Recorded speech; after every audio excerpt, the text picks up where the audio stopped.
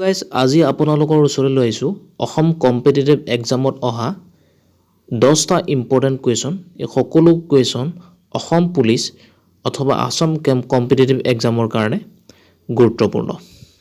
তো প্ৰথম কুৱেশ্যন, অসমৰ প্ৰথম চিকিৎসা মহাবিদ্যালয় ক'ত অৱস্থিত? ক'ত হ'ব লাগিছিলে? উদগমা হ'ব লাগিছিলে ডিব্ৰুগড়। নেক্সট কুৱেশ্যন, পলাচী যুদ্ধ কেতিয়া হৈছিলে? 1757 চনৰ 23 জুন তাৰিখে।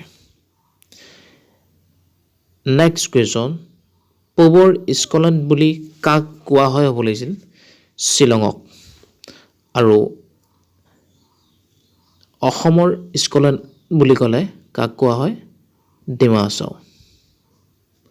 ডিমা হাছাও হৈছে। নেক্সট কুৱেশ্যন, সত্যমেৱ জয়তে ক'ৰ পৰা লোৱা হৈছে? মুণ্ডক উপনিষদ। আটাইতকৈ পুৰণি বেদখনৰ নাম কি?